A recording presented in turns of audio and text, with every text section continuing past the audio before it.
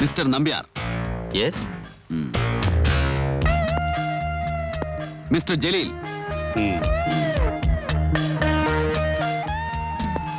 Mister Stanley. നിങ്ങളെ 3 പേരെയും എനിക്കറിയാം. എന്റെ പേര് ബെൻ നരേന്ദ്രൻ. കാറുകളൊക്കെ ഒന്ന് നോക്കാമെന്ന് വിചാരിച്ചിറങ്ങിയതാ. സഞ്ചരിക്കാൻ ഒരുപാട് ദൂരമുണ്ട്, സമയമാണെങ്കിൽ വളരെ കുറവും. കാണാം.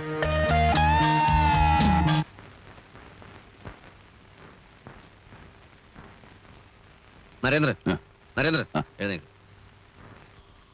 സാഹിത്യ അക്കാദമിയുടെ ആളുകൾ വന്ന് വെയിറ്റ് ചെയ്യാണ്. അവാർഡ് ചടങ്ങ് 15-നാണ് അത്ര ഉദ്ദേശിക്കുന്നത്. പരോള് കഴിഞ്ഞിട്ട് 11-ന് തിരിച്ചു പോകുമെന്ന് ഞാൻ അവരോട് പറഞ്ഞു. അവർക്ക് തന്നെ ഒന്ന് കാണണമെന്ന് വലിയ നിർബന്ധം. അവാർഡൊക്കെ സൗകര്യം പോലെ അവർ കൊടുത്തോട്ടെ.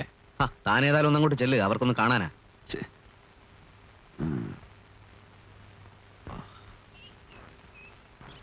നമസ്കാരം. തിരക്കിനിടയിൽ നേരത്തെ വന്ന് കാണാൻ സാധിച്ചില്ല. ഈ വർഷത്തെ ഏറ്റവും വലിയ അട്രാക്ഷൻ മിസ്റ്റർ ബെൻ നരേന്ദ്രനാണ്. നമ്മുടെ സ്ഥിരം കാഴ്ചപ്പാടുകൾക്കേറ്റ കനത്ത ഒരടിയാണ് ശരണാലയം. ഞങ്ങളുടെ ഹൃദയം നിറഞ്ഞ അഭിനന്ദനങ്ങൾ. Thank you.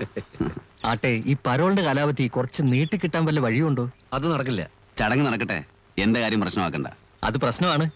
ഈ വർഷത്തെ ചടങ്ങ് ബെന്നിന് വേണ്ടിയുള്ളതാണ്. എനിക്കിപ്പോ എന്ത് ചെയ്യാൻ പറ്റും? പരോള് കഴിയുന്നത് എന്നാണെന്ന് ഞങ്ങൾക്കറിയില്ലായിരുന്നു. എന്തായാലും ബെന്നുണ്ടായേ പറ്റൂ. ഒരു കാര്യം ചെയ്യാം, 11-നാണല്ലോ തിരിച്ചു പോകുന്നത്. 11-ന് മുൻപ് ഫംഗ്ഷൻ നടത്താൻ ഞങ്ങൾ തീവ്രമായ ശ്രമം നടത്താം. അത് വേണോ? വേണം. ഞങ്ങളുടെ ജനങ്ങളുടെ ആവശ്യമാണ്. ഇനി വൈകുന്നില്ല, ഞങ്ങൾ എത്രയും പെട്ടെന്ന് കാര്യങ്ങളിലേക്ക് നീങ്ങട്ടെ. ഫോൺ ചെയ്യാം. ആയിക്കോട്ടെ. 11-ക്കോ? മനസ്സടിച്ചു വിളിക്കുന്നു. അത് ശരി. വേറെ ആളുകളെ കവർ ചെയ്ത് തുടങ്ങിയോ? ഞാൻ റിപ്പോർട്ടേഴ്സിനെ അയക്കാം. 2 പേരെ അയക്കാം. എന്താ നിന്റെ ഭാവം? എന്താ ഇതൊക്കെ? വളരെ ഇമ്പോർട്ടന്റ് ആയിട്ടുള്ള മാറ്ററാണ് സാർ ഇത്. ഞാൻ നേരിട്ട് കണ്ട് മനസ്സിലാക്കിയതാ. ജനാർദ്ദന്റെ മരണം ഒരു കൊലപാതകമാണെന്ന് ആദ്യം റിപ്പോർട്ട് ചെയ്ത ആളാണ് ഈ ജോൺ സക്രിയ. വളരെ നിർബന്ധിച്ചിട്ടാ അയാൾ എല്ലാം തുറന്നു പറഞ്ഞത്. നമ്മുടെ പത്രത്തിൽ ഫ്ലാഷ് ചെയ്ത പല VIP-കളുടെയും മുഖം മൂടി പൊളിഞ്ഞു വീഴും. താനെന്തിനാ ഇതൊക്കെ കുത്തിപ്പൊക്കാൻ നിൽക്കുന്നത്? സർ, ഇതിലെ സത്യമാണ് സർ. എഴുതേണ്ട സത്യങ്ങൾ എന്താണെന്നും എഴുതാൻ പാടില്ലാത്ത സത്യങ്ങൾ എന്താണെന്നും എനിക്കറിയാം. സർ, തെളിവ് സഹിതം ഞാൻ കൊണ്ടുവന്ന ഒരു മാറ്ററാണിത്. നമ്മുടെ പത്രത്തിൽ ഇത് കൊടുക്കാൻ ചങ്കൂറ്റം ഇല്ലെങ്കിൽ പിന്നെ സാർ എന്തിനാ എഡിറ്ററാണെന്ന് പറഞ്ഞ് ഇവിടെ കുത്തിയിരിക്കുന്നത്?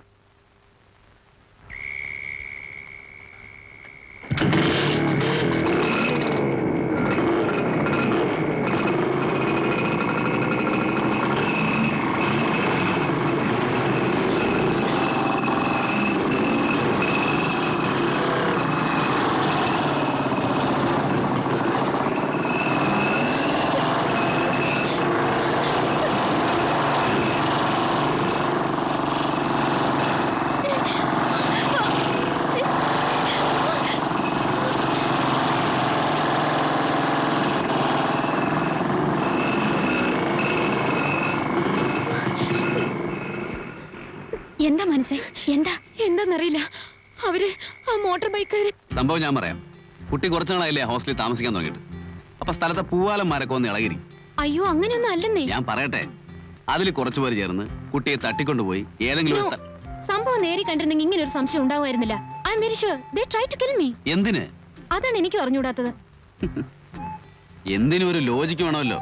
ജനുവിന്റെ മരണത്തെ പറ്റി ഞാൻ കൊടുത്ത റിപ്പോർട്ട് പത്രത്തിൽ ഇടാത്തതിന് എന്താണ് ലോജിക്?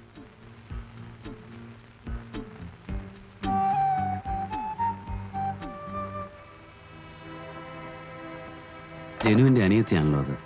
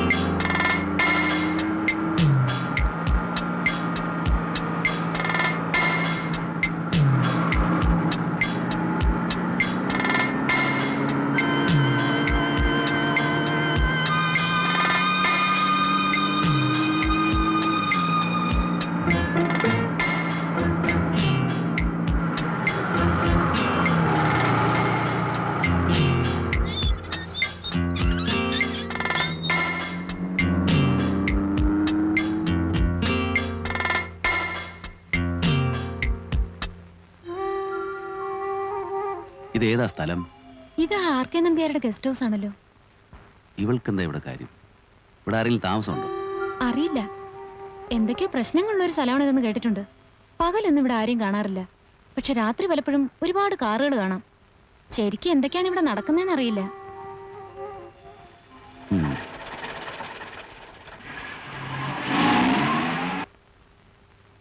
വക്കീലെ, ഞാൻ ആ വണ്ടി നിൽക്കുന്നേ. ആ ആ ആ ആ, നില്ല നില്ല. എവിടെ പോയ രാത്രിയിൽ? പോരാന്നേ, എവിടൊക്കെയാണെന്ന് പറ. ഇതവിടെ അടുത്തൊരു. പരോളിൽ ഇറങ്ങിയ പ്രതിയാ. ഉത്തരവാദിത്തം എനിക്കാണ്. അങ്ങനെ ഒറ്റക്ക് കറങ്ങി നടക്കൊന്നും വേണ്ട, ഞാനും കൂടെ വരാം. വക്കീൽ വന്നാൽ ശരിയാവില്ല. വക്കീൽ വന്നാൽ ശരിയാവും. എന്നാ വന്ന് തൊലയ്ക്ക്.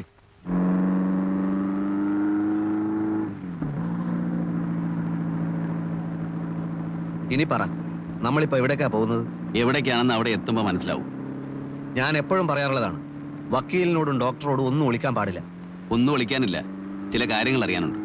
ഇവിടത്തെ ചില വമ്പന്മാരുടെ ഒരു സങ്കേതം ഉണ്ടല്ലോ, RK നമ്പ്യാരുടെ ഗസ്റ്റ് ഹൗസ്.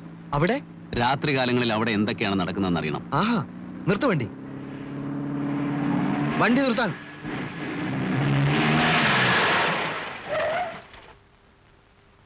വണ്ടി തിരികെ. എനിക്ക് പോണം.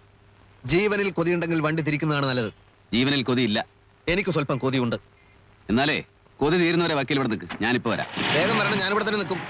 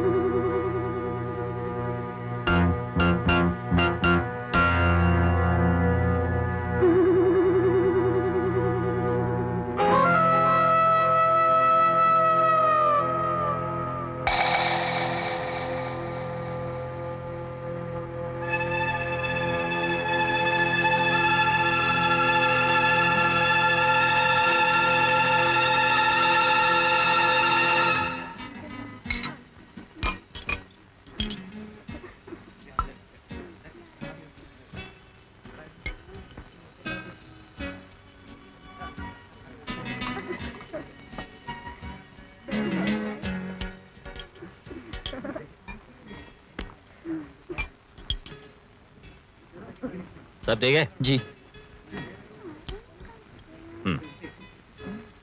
ആ കൂട്ടിട്ട് വരാൻ പറയും.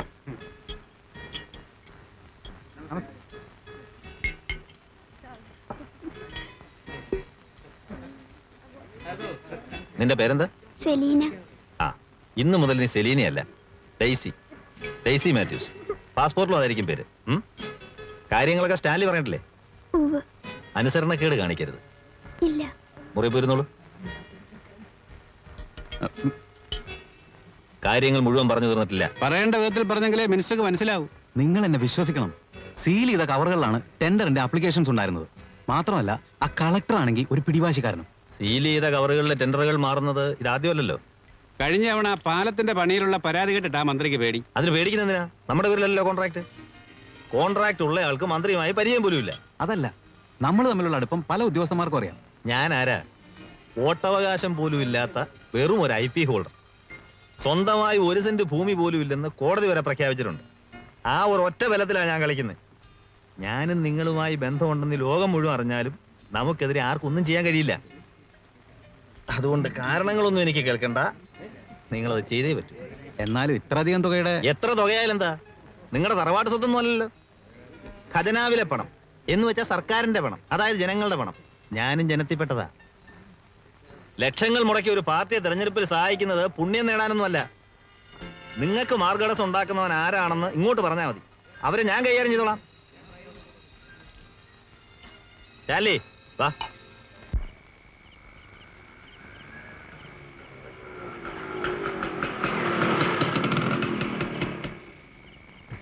ആരാ? ഒന്നുമില്ല, ആരെ കാണാനാ നിൽക്കുന്നത്? വെറുതെ. ഈ അസമയത്ത് ഞങ്ങളുടെ ഗേറ്റ് വന്ന് നിൽക്കുന്നത് എന്തിനാന്ന് ചോദിച്ചത്. നിങ്ങളുടെ ഗേറ്റാണെന്ന് അറിഞ്ഞില്ല. താൻ ആരാടോ? എടോ പോടോ എന്നുള്ള വിളിയൊന്നും വേണ്ട. നിയമമൊക്കെ അറിയാവുന്ന ആള് തന്നെ ഞാൻ. നിങ്ങളുടെ ഗേറ്റിൽ നിൽക്കുന്നില്ല. റോഡിൽ നിൽക്കാൻ ഒരാളുടെ അനുവാദം ആവശ്യമില്ലല്ലോ. ആരാള് കുറെ നേരമല്ലോ അവിടെ നിൽക്കാൻ തുടങ്ങിട്ട്. ആരാണെന്ന് പറയുന്നില്ല രാജ. കഴിഞ്ഞ ആഴ്ച തഹസിൽദാരുടെ വീട്ടിലെ കിടപ്പുമുറിയുടെ ജനാലക്കാട്ട് നീക്കി നോക്കിയവനെ പറ്റാണോ? വിടരുതവനെ. അത് ഞാനൊന്നുമല്ല. പിന്നെ ആരാന്ന് പറയടാ? നിക്കടാ അവിടെ. നിക്കടാ. നിക്കാനാ പറഞ്ഞത്. ദാ, അവിടെ നിക്കണം.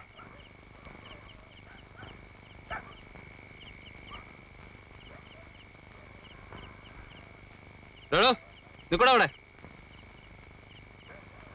ഇങ്ങോടൂ. എവിടെ ഈ നേരത്ത്? ഞാൻ സെക്കൻഡ് ഷോ സിനിമ കഴിച്ചിട്ട് വരിക. സിനിമയോ? ഈ ഭാഗത്ത് എവിടെ തിയേറ്റർ ഉള്ളത്? കൗണ്ടർ ഫയൽ എടുക്ക്. ആ.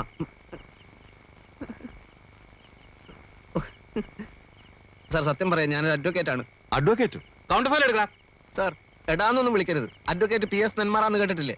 ഇല്ല. ആദ്യം നീ സിനിമയ്ക്ക് പോയെന്ന് പറഞ്ഞു, ഇപ്പൊ നീ അഡ്വക്കേറ്റ് ആണെന്ന് പറയണം. ശരിക്കുള്ള സത്യം സ്റ്റേഷനിൽ കൊണ്ടേ പറയിപ്പിക്കണം. നടക്കണം. ഓ, നീ വന്നു അല്ലേ? എന്റെ പ്രാർത്ഥന ദൈവം കേട്ടു. എന്ത് പ്രാർത്ഥന? എന്നെ തനിച്ചാക്കല്ലേ, കുഞ്ഞിക്കണ്ണനെ വേഗം വരുത്തണേന്ന് ദിവസത്തിൽ 3 നേരം പ്രാർത്ഥിക്കായിരുന്നു. അതൊരു ചതിയായിപ്പോയി. വെറുതെ അല്ല എന്റെ പ്രാർത്ഥന ദൈവം കേൾക്കാതിരുന്നത്. ഇങ്ങോട്ട് ഇനി വരില്ല എന്ന് പറഞ്ഞപ്പോ വലിയ വക്കീൽ എന്നെ തല്ലി. ആ കൊലപ്പുള്ളി എന്നെ കൊന്നാലോ എന്ന് ചോദിച്ചപ്പോ പറയാ, നീ ചത്ത നിന്റെ ശേഷക്രിയ ഞാൻ ഭംഗിയായി നടത്തിക്കോളാം കുഞ്ഞിക്കണ്ണാന്ന്. അതൊരു വലിയ കാര്യം തന്നെ കുഞ്ഞിക്കണ്ണ.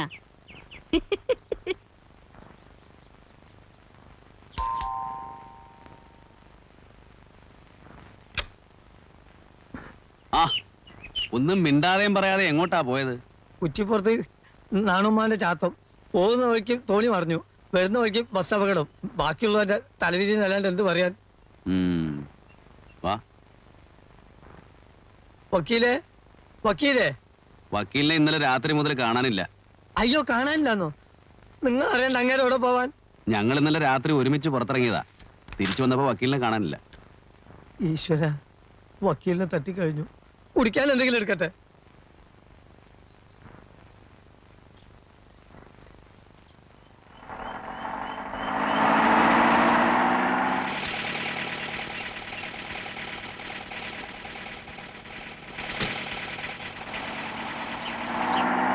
കുഞ്ഞിക്കണ്ണൻ എവിടെയായിരുന്നു? അങ്ങോട്ട് പോകുമ്പോ ബസ് അപകടം, ഇങ്ങോട്ട് വരുമ്പോ തോണി മറിഞ്ഞ്. നാണുമാവന്റെ ചാത്തേ കുച്ചിപ്പുറത്ത്.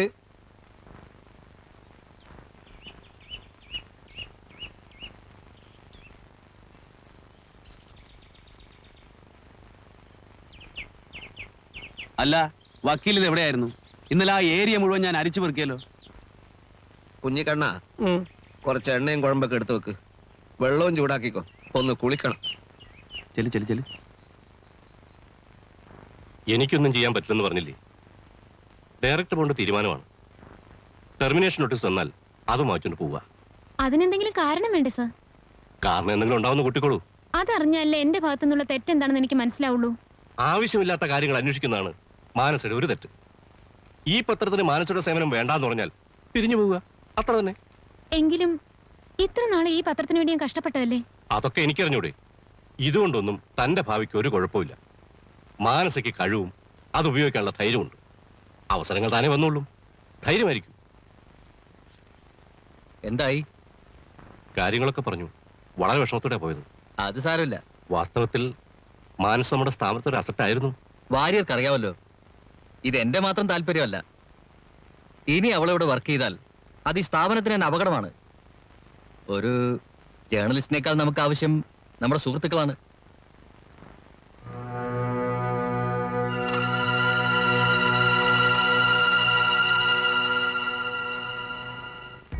അങ്ങനെ ബെൻ നരേന്ദ്രനെ പരോളിലിറക്കി തന്റെ ജോലി പോയി കിട്ടി അല്ലേ? അന്ന് കാര്യകാരണങ്ങൾ നിരത്തി താൻ എനിക്കൊരു പാലം തീർത്തന്നില്ലേ സമൂഹത്തിലേക്ക് ഇറങ്ങിച്ചെല്ലാൻ? ഇപ്പൊ എന്തായി? ഇതുകൊണ്ടാണ് പുറം ലോകത്തേക്ക് ഞാനില്ലെന്ന് പറഞ്ഞത്. ജയിലിനകത്തുള്ളവരെ നമുക്ക് തിരിച്ചറിയാം. കുറ്റവാളികളെന്ന് മുദ്ര കുത്തപ്പെട്ടവരാണ് അവർ. പക്ഷെ പുറത്തുള്ളവരോ? ചിരിച്ച മുഖവുമായി വന്ന് പിന്നിൽ നിന്ന് കുത്തുന്ന ക്രിമിനൽസ് ആരാണെന്ന് നമുക്ക് തിരിച്ചറിയാൻ കഴിയില്ല. ഏതായാലും ഒരു കണക്കിന് ഞാൻ രക്ഷപ്പെട്ടു. ഇനി ഇന്റർവ്യൂ, ഫീച്ചർ എന്നൊക്കെ പറഞ്ഞ് താൻ എന്നെ ശല്യം ചെയ്യില്ല. അങ്ങനെ രക്ഷപ്പെട്ടു എന്ന് കരുതണ്ട. ഈ നാട്ടിൽ വേറെയും പ്രസിദ്ധീകരണങ്ങളുണ്ട്. ഒരുവിധം നന്നായി 4 അക്ഷരം കൂട്ടി എഴുതാനാവോ എന്നുള്ള അഹങ്കാരമുണ്ട്. ഇതൊക്കെ ആർക്ക് വേണ്ടിയാണ്? ഫീച്ചർ എഴുതി പേരെടുക്കാൻ ഉദ്ദേശമെങ്കിൽ നമ്മുടെ നാട്ടിലെ ചില വാരികളെയും മാസികളെയും മാതൃകയാക്കുന്നതാണ് നല്ലത്. ആത്മഹത്യ, കത്തിക്കുത്ത്, ഒളിച്ചോട്ടം, അങ്ങനെ എന്തെല്ലാം കാര്യങ്ങൾ. എന്നെപ്പോലെ ഒരാളെ പറ്റി അറിയാൻ ആർക്കാ താല്പര്യം? താല്പര്യമുള്ളതുകൊണ്ടാണല്ലോ നമ്മൾ ഇവിടം വരെ എത്തിയത്. അപ്പൊ എന്നെ വിടാൻ ഉദ്ദേശമില്ല. ശരിക്കും ഞാനൊരു ശല്യമായി തോന്നുന്നുണ്ടോ?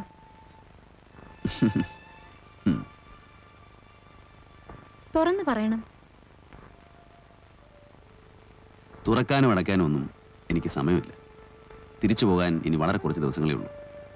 എന്റെ മനസ്സിൽ പല പദ്ധതികളും ഉണ്ട്. പരോള് നീട്ടാനായിരിക്കും. വേണ്ട, ഇപ്പൊ തന്നെ ദിവസങ്ങൾ കൂടുതലായിട്ടാണ് എനിക്ക് തോന്നുന്നു. അതല്ല, ശിക്ഷ ഇളവ് ചെയ്യാൻ പറ്റുമെന്നാണ് എന്റെ ശ്രമം. ബെൻ നരേന്ദ്രന് കിട്ടിയ അവാർഡ് അപ്രധാനമായ ഒന്നല്ല. മന്ത്രിമാരിലും ഉദ്യോഗസ്ഥന്മാരിലും സഹൃദയത്വമുള്ളവർ കാണുമല്ലോ. ഒരു പെണ്ണ് വിചാരിച്ചാ ഇതൊക്കെ സാധിക്കുമെന്നായിരിക്കും. ഇത് മാത്രമല്ല, ജനുവിന്റെ മരണത്തെപ്പറ്റി ഒരു അന്വേഷണം ഉണ്ടാക്കണം.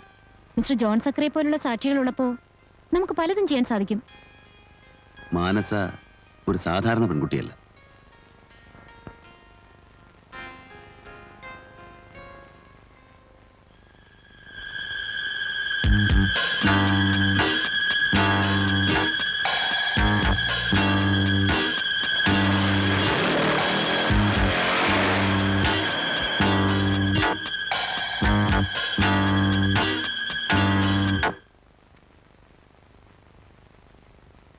പുസ്തകത്തിന്റെ റോയൽറ്റി ബാക്കി വരാനുണ്ടായിരുന്നതാ. ഇതോടെ ഈ എഡിഷന്റെ പൂർത്തിയായി. അടുത്ത എഡിഷൻ പ്രിന്റിംഗ് തുടങ്ങാത്രേ. ഞാൻ പറയുന്നത് താനൊന്ന് സീരിയസ് ആയിട്ട് എടുക്കണം. ജയിലിൽ നിന്ന് ഇറങ്ങുന്നതിന് മുമ്പ് എഴുതാവുന്നിടത്തോളം എഴുതുക, പുസ്തകാക്കുക. പുറത്തിറങ്ങുമ്പോഴേക്കും നല്ലൊരു തുക ബാങ്ക് ബാലൻസ് കാണും. വക്കീലിന് വേറൊന്നും പറയാനില്ലേ? എന്നാ വേണ്ട. അപ്പൊ ഈ കാശ് എന്ത് ചെയ്യണം? ബാങ്കിലിടണോ അതോ ഡ്രസ്സുകൾ എന്തെങ്കിലും വാങ്ങിക്കണം? ചികിത്സയ്ക്കും മരുന്നിനൊക്കെ നിവൃത്തിയില്ലാത്തവരെ പറ്റി പത്രത്തിൽ എഴുതിയാല് വല്ല പ്രയോജനം ഉണ്ടാവുമോ? ശരിക്കും വഴിമുട്ടിപ്പോയി. അതുകൊണ്ടാ.